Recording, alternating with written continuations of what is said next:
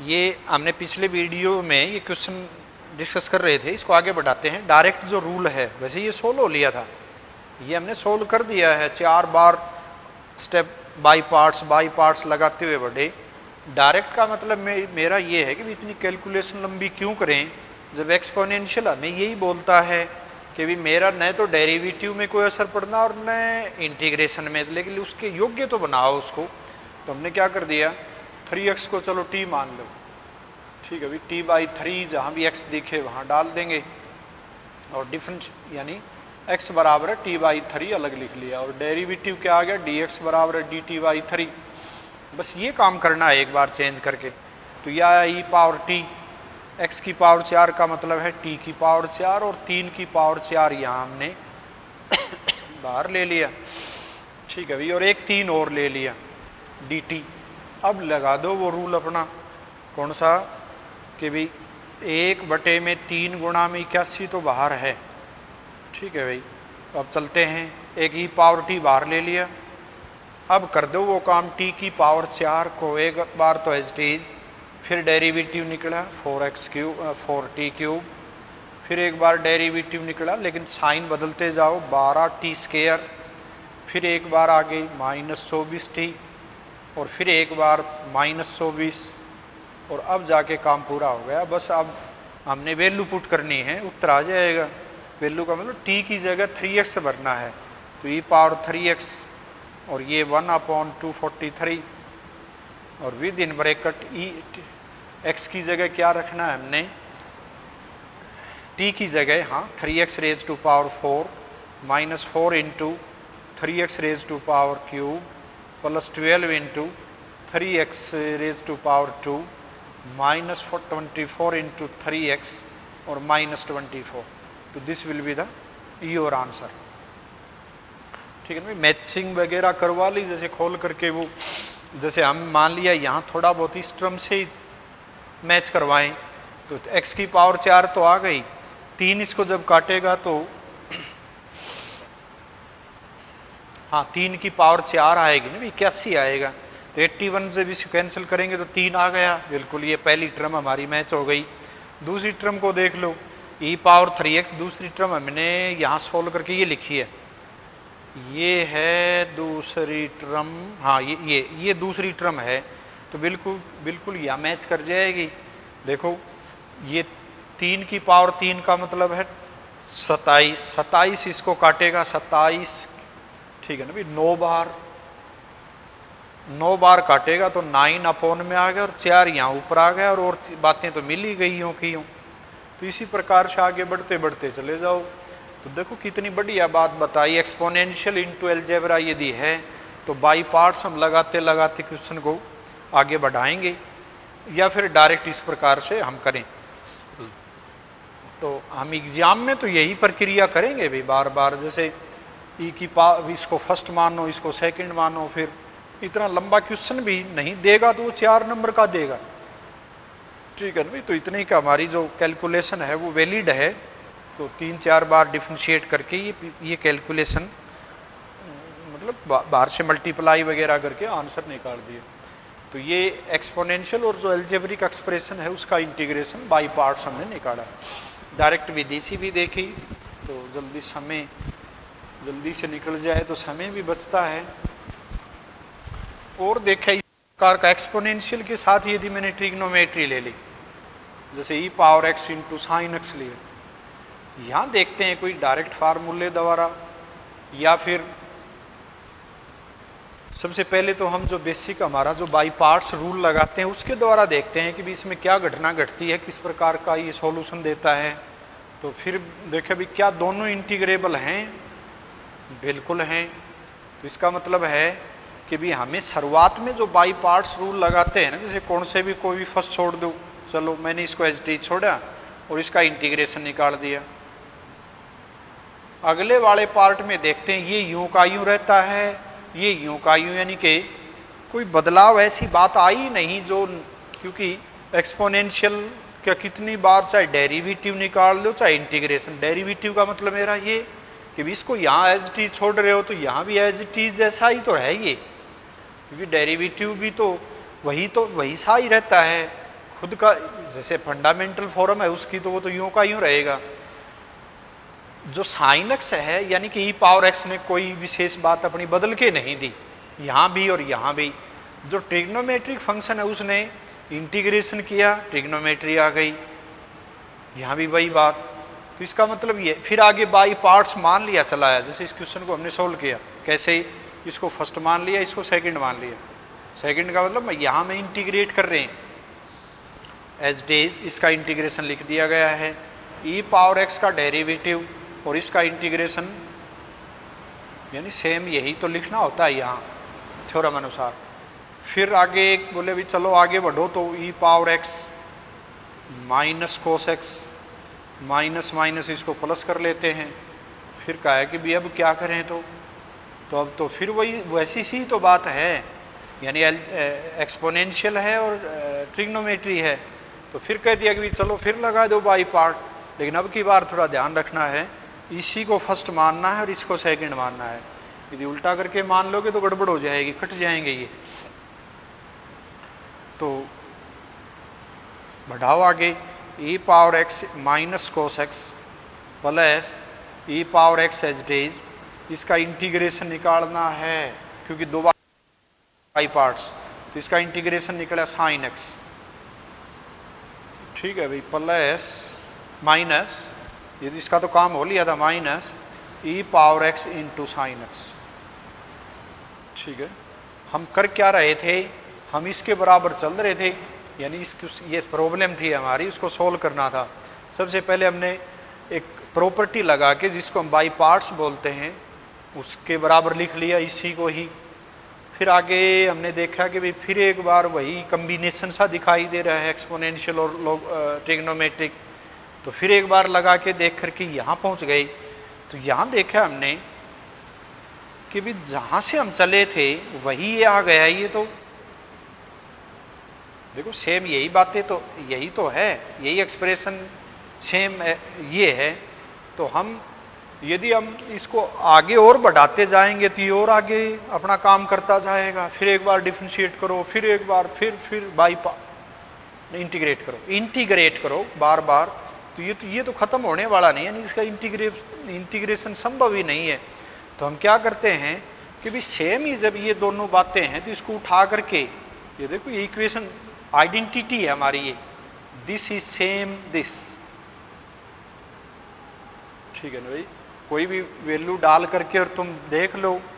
Right hand side और left hand side हमेशा बराबर आएंगी। तो हमने क्या किया कि भी इसको उठा करके लेफ्ट हैंड साइड में ले आओ, इसको दुगना कर लो, और इसको मैंने एक मिनट के लिए शॉर्ट नाम दे दिया आई। तो 2i is equal to,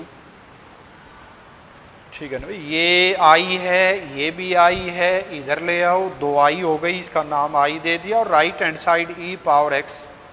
minus cos x plus e power x sine x, फिर 2 से भाग दे दिया। ठीक है ना भाई, आई जो मानी थी वो 16 होकर के आ गई हमारी। तो 1/2 ई पावर एक्स कॉमन ले लिया, अंदर क्या लिख दिया हमने, sign x minus cos x, ये इसका उत्तर आ गया। और प्लस सी। तो यहाँ जैसे हम अभी काम कर रहे थे कि ई पावर एक्स इंटू जैसे एक्स था, उसको हमने सीधा आंसर बता दिया था इसका। तो क्या इनमें भी कोई बात लागू होगी आंसर के रूप में? भाई मान लिया हमने निकाला और कोई गलती की संभावना, जैसे चलो एक क्वेश्चन और ले लेते हैं, फिर हम ऑब्जर्वेशन या कोई कैचिंग देखेंगे, इसमें पकड़ कोई ऐसी है कि भाई डायरेक्ट इसका भी हम उत्तर लिख दें क्या। ई पावर मान लिया यहाँ, चलो जनरली लिख लो ए एक्स, और यहाँ लिख दिया sine B X into D x. तो फिर हम इसको मान लेते हैं कि भी चलो आई मान लिया और एक बार बाई पार्ट्स लगाओ। उसमें बोला था भी कौन सा ही पहला कौन सा ही सेकंड मान लो, क्योंकि दोनों ही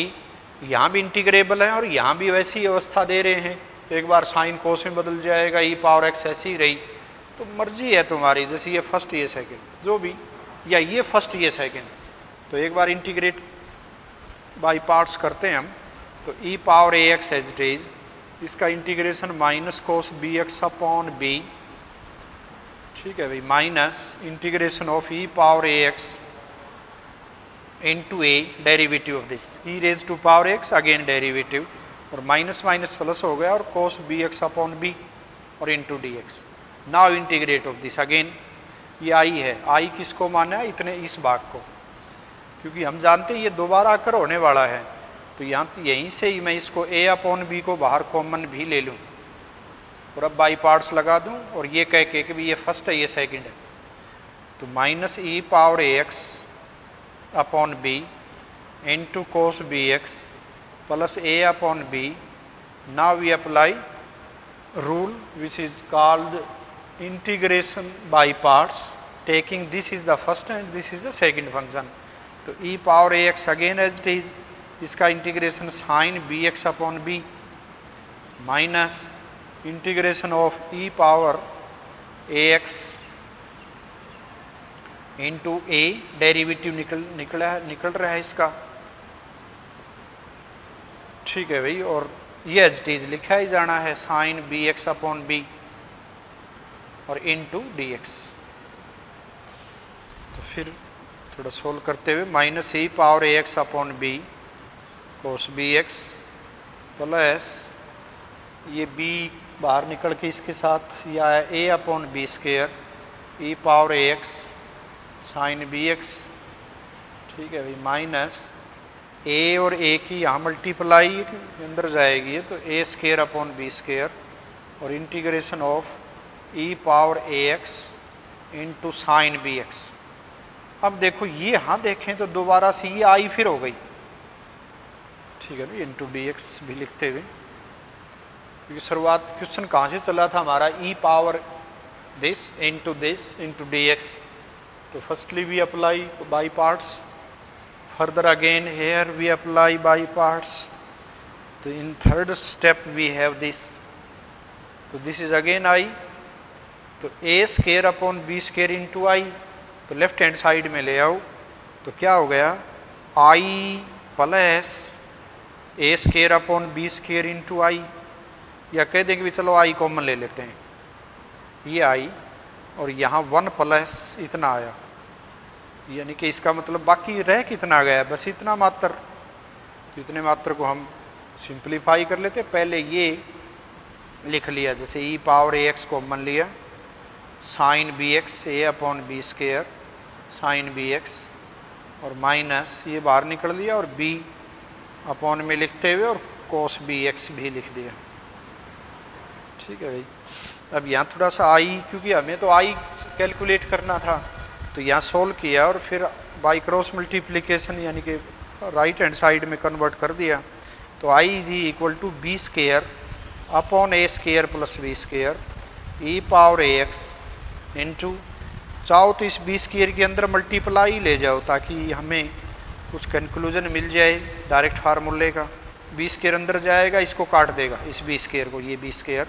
तो a into sine x minus b आया एक और कोस बी एक्स, यहाँ से तो हमें ये मिला, इस बी स्क्वेयर को हम अंदर ले गए, ठीक है भाई। तो यहाँ क्या था हमारा, देखो अब डायरेक्ट फार्मूले में पहुँचते हैं कि अभी हम सीधा अभी ये काम ना करके कोई डायरेक्ट रूल लग जाए, तो डायरेक्ट रूल का मतलब इसमें ये है कि भी एक बार इसको ऑब्जर्व करिए, ये कहाँ से आया, ये यहाँ आ रहा है कि भी ई के ऊपर पावर मान लिया, यहाँ 5x लिख दिया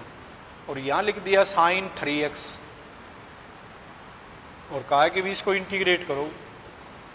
तो इसका मतलब ये हो रहा है कि ये 5 का स्क्वायर और 3 का स्क्वायर यहाँ तो आएगा, मतलब ए और बी ने ये बात बताई है, सिमेट्री भी है ना इनमें, यूँ नहीं है कि भी ए और बी पावर अलग अलग हों या घटे हुए हों, क्योंकि इनमें ए पर पावर है तो बी पर भी 2 पावर और प्लस भी है, तो इसको हम सिमेट्री की बात बोल सकते हैं। तो हम क्या कहें कि भी इतना तो आंसर ये आने वाला है, क्या 1/5 स्क्वायर प्लस 3 स्क्वायर, जैसे डायरेक्ट आंसर लिखा जा रहा है, और ई पावर 5x यहाँ लिख लिया, ठीक है। फिर आगे जो साइन एक्स है, यहाँ साइन एक्स के जो गुणा में था वो, यहाँ जो साइन एक्स है तो यहाँ कोई कहेगा कि भाई बात तो नहीं बनी, ये तो बड़ा कन्फ्यूजिंग है, याद करने के लिए है। तो इसके लिए तो हम एक तो वो भी विधि हमारी के भी इसको हम एक तो ये तो याद कर लें, इतना ये याद हो जाए तो आगे समस्या नहीं आनी है। क्योंकि यहाँ देखो e पावर x मान लिया अपना फंडामेंटल फॉर्म में हो, फंडामेंटल यदि फॉर्म में है तो फिर हम डायरेक्ट रूल लगा सकते हैं। कौन सा? जैसे ये, क्योंकि इस क्वेश्चन ने क्या कहा है कि भी 2 बार हमें बाई पार्ट्स तो लगाना ही होगा। क्योंकि एक बार बाई पार्ट्स द्वारा आगे बढ़ोगे तो यहाँ कोस आ जाएगा, एक बार फिर बाई पार्ट्स करोगे तो साइन आ जाएगा, और फिर वो इकट्ठा करके आई इकट्ठी करनी होती है, और उससे फिर ये आता है हमारा 1/a² + b²। तो यहाँ से हमने कंक्लूजन क्या मिला कि भाई ऐसा यदि हम कर लें तो और आसानी हो जाएगी, या फिर डायरेक्ट फार्मूले के द्वारा चलें तो क्या है। चलो एक बार करते हैं यही कि e पावर t मान लिया इसको 5x को हमने,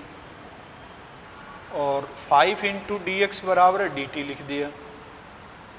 ठीक है भाई, और अब चलते हैं, चलो e पावर t साइन,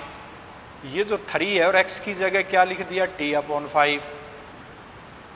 ठीक है, और यहाँ जो dx है उसकी जगह dt/5 यानी कि 1/5। ठीक है भाई, अब क्या करते हैं हम, अब इसका मतलब ये है कि भाई e की पावर t को जैसे हमने बाहर निकाला, बाहर निकाल दिया, इसको तुम इंटीग्रेट करो या डिफरेंशिएट करो। जैसे e की पावर t को यदि तुमने फर्स्ट मान लिया तो फिर तो इसको इंटीग्रेट किया होगा तुमने, या फिर इसकी तरह मैच कर लो, इस तरह से जोड़ लो। ये जैसे e पावर x × x² था, तो तुमने क्या किया था कि इसको तुमने एज टी छोड़ा था, तो उस विधि से चल पड़ो। तो 1/5 है मेरा बाहर है, मैंने क्या किया कि भाई e की पावर t तो बाहर ले लिया। ठीक है भाई, फिर आगे क्या करें कि भाई ये साइन 3/ जो है इसको एच टी छोड़ें, एच टी छोड़ दिया, साइन 3t/5,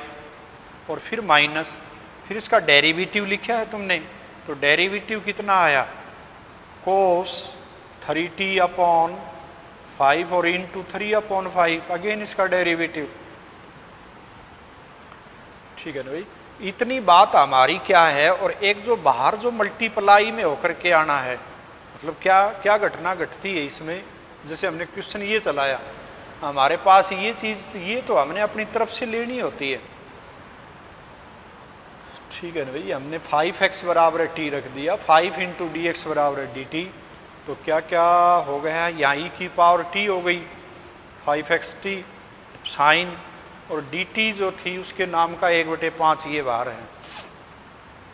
ठीक है भाई, तो कुल यदि हम बाहर ले लें, जैसे 1/5 तो बाहर है ही, तो ठीक है 1/5 को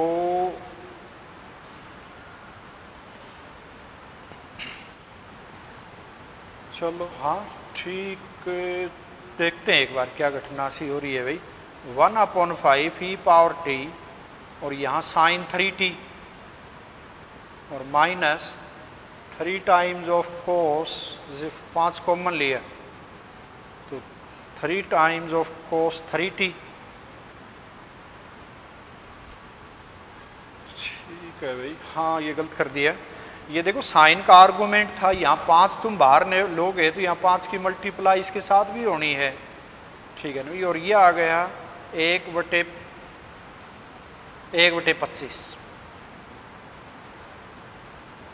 ठीक है भाई, तो क्या 1/25 इस बात को मैच कर रहा है, ये तो कुछ और ही आया। तो यहाँ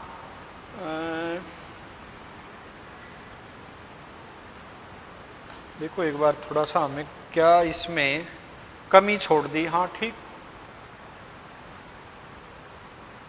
है, दोबारा फिर वैल्यू और ये और लिख लिया। चलो देखते हैं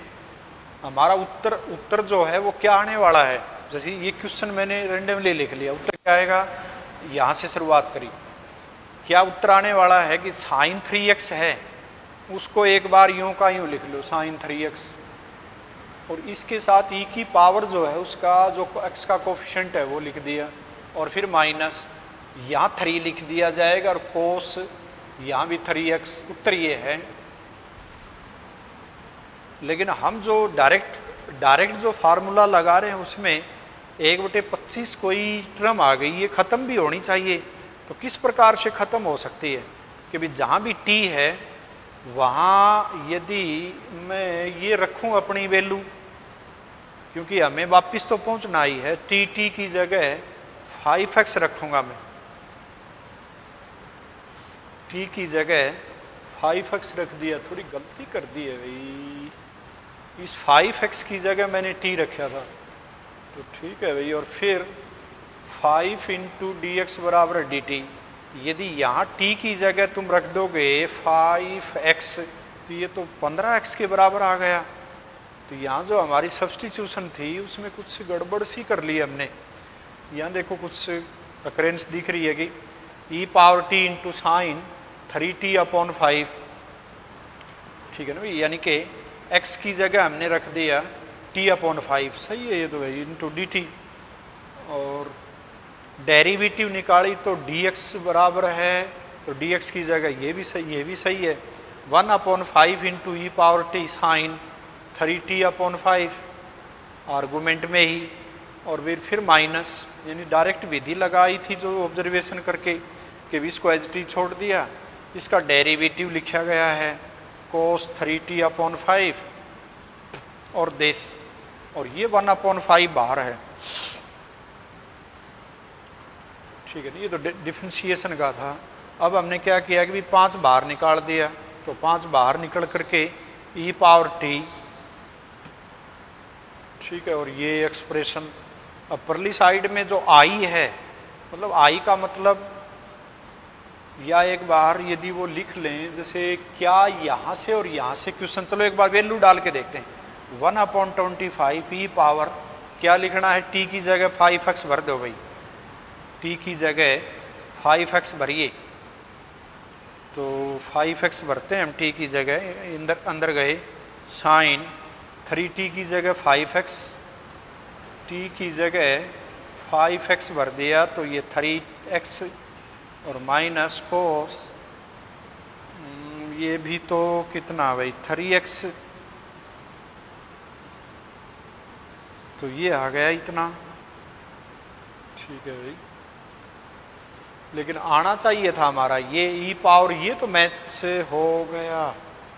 हाँ वो मल्टीप्लाई में वो तो लिख ही लेने थे, 5 इंटू ये 3 तो आना ही है। लेकिन यहाँ एक समस्या आई, कहाँ से कुछ गड़बड़ हो गई है, ये तो ये सेम थोड़ी है भाई, एक बटे ये तो 25 और 9 कुछ समथिंग है, तो एक बार थोड़ा बताएंगे भाई, ये डायरेक्ट फार्मूला है इसका बिल्कुल, या फिर इसके द्वारा थोड़ा सा हम करेंगे क्लियर इसको। यदि याद करने की बात ये है कि यदि ऐसा है तो सीधा सा एक तो रूल ये लगा लो कि भी 5 और 3 के स्क्वायर करके जोड़ लो, e पावर 5x एज टीज लिख लिया, अंदर क्या करना है साइन एज टीज डालो और इसका मल्टीप्लाई यहाँ जाएगा, ठीक है भाई। और फिर माइनस डाल के cos 3x इंटू 3,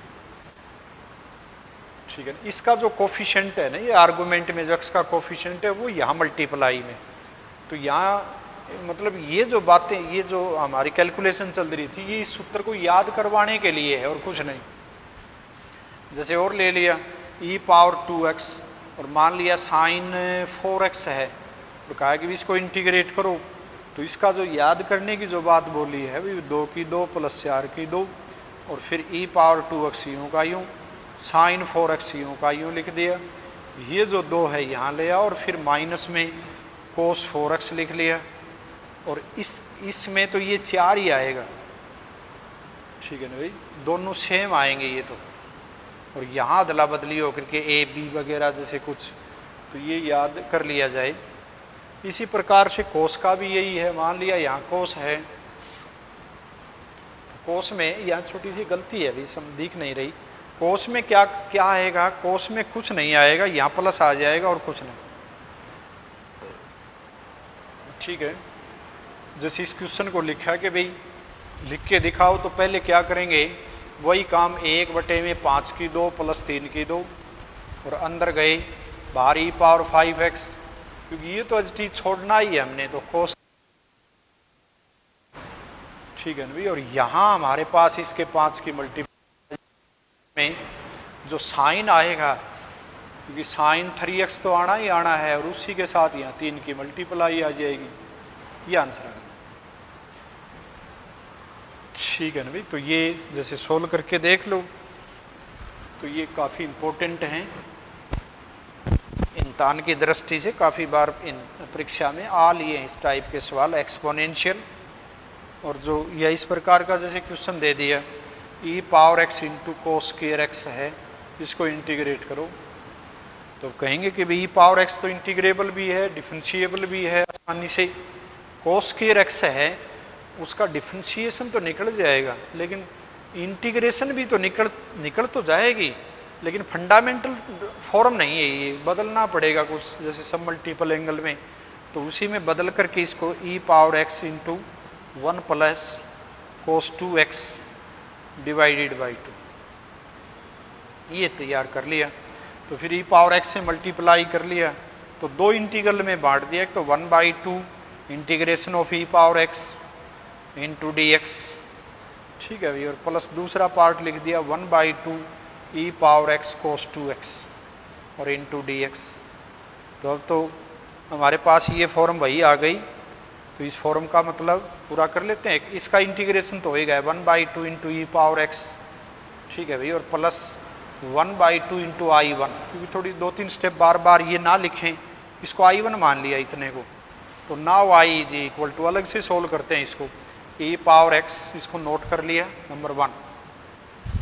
तो I is equal to e power x cos 2x, ठीक है, और इंटू डी एक्स। तो नाउ बाई पार्ट्स, तो by parts means cos 2x को एच टी छोड़ लें, integration of e power x, कौन से को भी एच टी जो भी है, तो कोस 2x और minus integration of e power x और इसका derivative sign 2x into 2 into D x, ठीक है ना भाई। जो है फर्स्ट छोड़ा था, ये हमने सेकंड मान लिया, यहाँ फर्स्ट एज टी छोड़ा था, उसका डेरिवेटिव निकाला आगे, माइनस से यहाँ यूज कर ली है साइन 2x इंटू 2x का again derivative, e power x को कोई फर्क पड़ने वाला नहीं है, तो आगे बढ़े कोस 2x इंटू ई पावर x प्लस, फिर by parts 2 common, e power x sine 2x as it is, e power x का इंटीग्रेशन, फिर माइनस डेरिवेटिव ऑफ दिस, तो ये कोस 2x इंटू 2, कोस 2x इंटू 2 और e पावर x का integration यही। तो यहाँ इस दो को बाहर लेकर के हम कहेंगे, इस दो को बाहर लेके कहेंगे कि भी तो आई है हमारी, आई मान के चले थे, e power x into cos 2x into D x, तो इसको लेफ्ट हैंड साइड में 2 के समेत ले आए, नहीं 4 ही आ गया,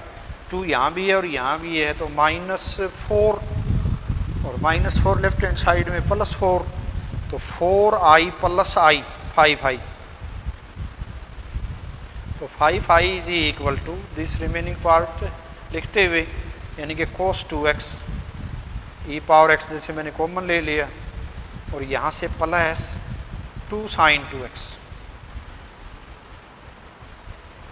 ठीक है, तो 5 से अब डिवाइड करें। तो जैसे फार्मूला हमने सीधा डिस्कस किया था कि भाई याद कर लिया जाए, तो कोस के लिए हमारे पास है, जैसे हमारे पास यहाँ क्वेश्चन क्या था, चलो एक बार उत्तर ले लें सारे का, कि भाई टोटली जो हमारी इंटीग्रेशन जिस जो क्वेश्चन था, तो now in 1 putting the value of this in 1, तो वी है 1/2 e raised to power x plus 1/2 into I is calculated here, so this will be e power x upon 5 और into cos x plus 2 sin 2x, ठीक है भाई, e power x बाहर निकाल करके मतलब उत्तर लिखा गया हमारा +c।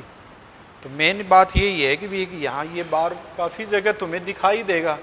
भाई, उत्तर भी जैसे कोई गलती तो नहीं हो गई है, जैसे डायरेक्ट यदि इसका फार्मूला तैयार हो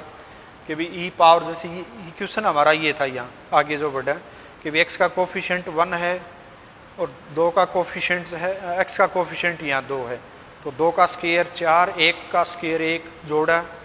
1/5 यहाँ आ गया, ये तो 1/2 क्या की गई। और फिर cos 2x, वो एज टी छोड़ने वाली बात है, ये cos 2x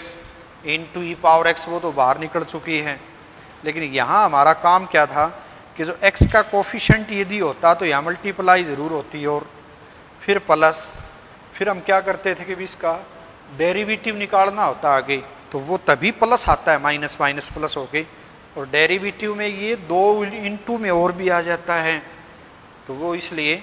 ये 2 गुणा में sin 2x। तो ये सूत्र याद हो जाए तो बहुत अच्छी बात है भाई। ई पावर ax, जैसे मैं फिर लिखूँ cos bx प्लस सी, कहा कि भी इसको इंटीग्रेट करो, तो हम कहेंगे भी सीधा आंसर ही लिख सकते हैं। हम क्या लिखें, ए बी पहचाना सिर्फ x की, तो 1/a² प्लस बी स्क्वायर, और यहाँ ई पावर ax बाहर आएगा। फिर बोले भी कोस है तो कोस b, आर्गूमेंट तो यूं का यूं, ठीक है भी, और यहाँ a मल्टीप्लाई में आएगी, फिर प्लस, फिर इसको साइन bx प्लस सी लिख लिया, ठीक है ना भी, और इसी का कोफिशिएंट यहाँ भी आ गया। ये क्यों आ गया, क्योंकि कोस का जब डेरिवेटिव निकालोगे वहाँ साइन वगैरह माइनस तो एडजस्ट हो जा रही है, और अगेन इसका डेरिवेटिव निकलेगा, उसका नाम का भी आया है ये, तो दिस इज द सॉल्यूशन। तो सेम यही बातें यहाँ भी है, तो ये याद हो जाए। तो फिर एक बार दोहरा दूँ मैं भी, e power ax into sine bx यदि है तो उसके लिए डायरेक्ट रूल क्या इंटीग्रेशन का, 1/a² प्लस b², ठीक है, ई पावर ax बाहर ले लिया, और यहाँ sign bx as it is, ठीक है भाई, फिर a यहाँ डाल दिया, फिर माइनस यहाँ इसका डेरिवेटिव जो लिखा जाएगा वो, यानी cos bx, और अगेन इसका डेरिवेटिव b, यहाँ माइनस हमारे पास वो सूत्र से आ रही है वो है ये, और प्लस सी। तो this is the direct rule of this integral, should be memorised. तो अब तक हमने जो बाई पार्ट्स में कितने कितने जो डिससिमिलर फंक्शन है आपस में मल्टीप्लाई में डाल करके डिस्कस कर लिए, तो वो लॉगरिथमिक फंक्शन अकेला लिया था, लॉगरिथमिक के साथ अलजेब्रा भी ले लिया। यहाँ क्या है, ट्रिग्नोमेट्री और एक्सपोनेंशियल ले लिया। एक्सपोनेंशियल को हमने अलजेब्रा के साथ भी ले लिया है। यूँ नहीं है कि कोई अलजेब्रिक एक्सप्रेशन लिख दी जाए, क्योंकि हम ये बात हुई थी कि भी इंटीग्रेशन जो है वो इंटीग्रेबल होना चाहिए, तभी हम इंटीग्रेट कर सकते हैं। यूँ नहीं कि अटपटे ढंग से हम इंटीग्रेशन चालू कर लेंगे और क्वेश्चन सोल्व हो जाएगा, कोई ज़रूरी नहीं वो फंक्शन हमारा इंटीग्रेबल बने या ना। तो क्वेश्चन 91 में जो दे दिया जाएगा वो इंटीग्रेबल ही होगा। तो हम छोटी छोटी जो टाइप बना रहे हैं, पर्टिकुलर विशेष बातें जो दिखा रहे हैं, विशेष का मतलब मेरा मतलब ये है कि भी पॉलिनोमियल है जैसे ये, और ई पावर x है, तो हम कहेंगे भी हाँ इसको इंटीग्रेट कर सकते हैं बाई पार्ट्स इजीली, ठीक है ना। डायरेक्ट उत्तर भी बताया है इसका, तो ई पावर x अलजेब्रा में आ जाए या ई पावर x हमारी ट्रिग्नोमेट्री में आ जाए तो उसको इंटीग्रेट कर सकते हैं। e की पावर x जो इनवर्स फंक्शन है उसके पास हाथ कभी नहीं आएगा तुम्हारा इनडेफिनेट इंटीग्रेशन में। तो आगे होंगे कोई फार्मूले वो डिस्कस करेंगे। हम काम कर रहे हैं कि इनडेफिनेट इंटीग्रेशन जो कि डेरिवेटिव का रिवर्स प्रोसेस है उसके लिए कैसे चलें। अब हमने एक पिछले वीडियो में जैसे सीकेंट का इंटीग्रेशन निकाल चुके हैं, सीकेंट स्क्वायर का इंटीग्रेशन निकाल चुके हैं, सीकेंट की पावर 4 का इंटीग्रेशन की प्रक्रिया सीख चुके हैं, सीकेंट की 6 की,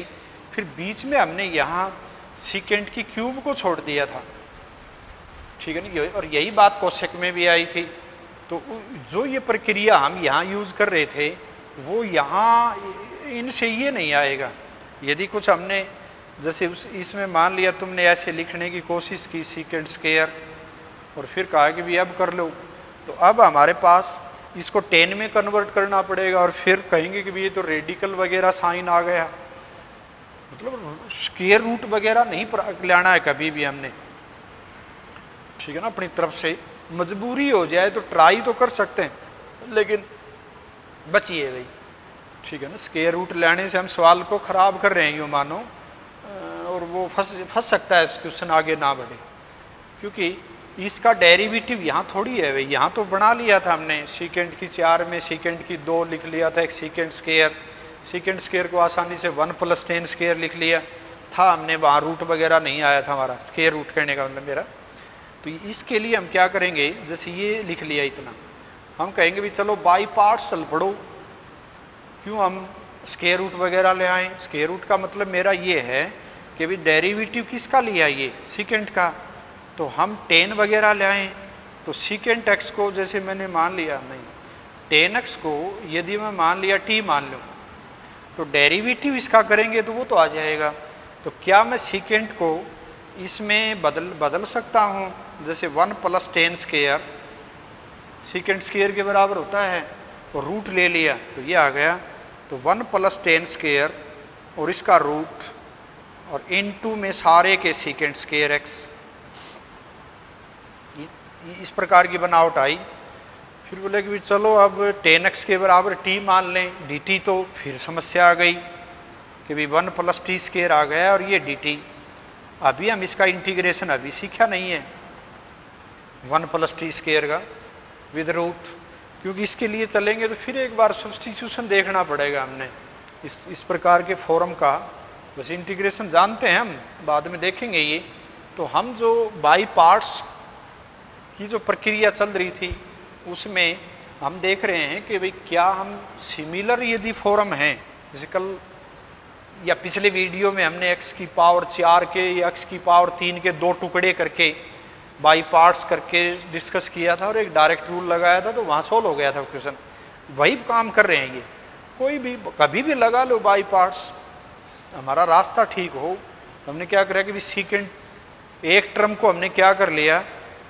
इंटीग्रेबल बना है ये, इसका इंटीग्रेशन जानते हैं हम, वैसे तो इसका भी जानते हैं, लेकिन इसका आसानी से है सीकेंट स्क्वायर का इंटीग्रेशन tan x। तो हम लिखते हैं, चलो तो हमने क्या करा कि i जो है उसको मान लिया हमने सीकेंट क्यूब, फिर आगे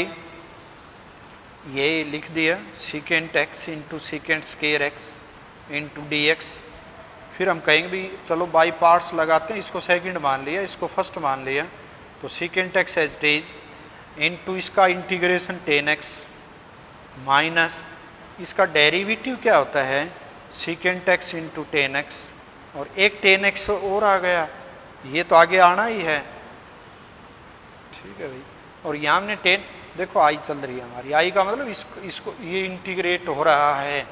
तो this will equal to secant x into tan x minus, यहाँ क्या करेंगे tan स्क्वायर को तोड़ लेते हैं, यूँ कह के सीकेंट स्क्वायर -1, तो सीकेंट स्क्वायर -1 यहाँ आया, उसकी सीकेंट के साथ मल्टीप्लाई भी आ जाएगी, तो सीकेंट क्यूब x और माइनस सीकेंट x, इसको सीकेंट स्क्वायर -1 लिख करके हमने सीकेंट से मल्टीप्लाई किया और कुछ नहीं। तो आगे secant x into tan x minus यहाँ आया integration of secant cube x into dx, और माइनस माइनस प्लस, इसको हम इसका तो जानते ही हैं, देखो इसका इंटीग्रेशन हम शुरू में चले थे, वही आई फिर आ गई, तो इस आई को तो लेफ्ट हैंड साइड में उठा लो या अलग अलग लिख लो एक बार, सीकेंट x इंटू dx। यहाँ ये अलग अलग लिखे और कुछ नहीं है भाई, ये आई को हम इस आई के साथ इकट्ठा कर लो, तो 2i इज इक्वल टू, बाकी ये लिख लिया secant x into tan x और प्लस सीकेंट x का इंटीग्रेशन हम जानते हैं log of mode secant x plus tan x और प्लस सी, और अब 2 से भाग दे दिया जाए, तो इसका मतलब सीकेंट क्यूब का इंटीग्रेशन है ये भाई, बिल्कुल यही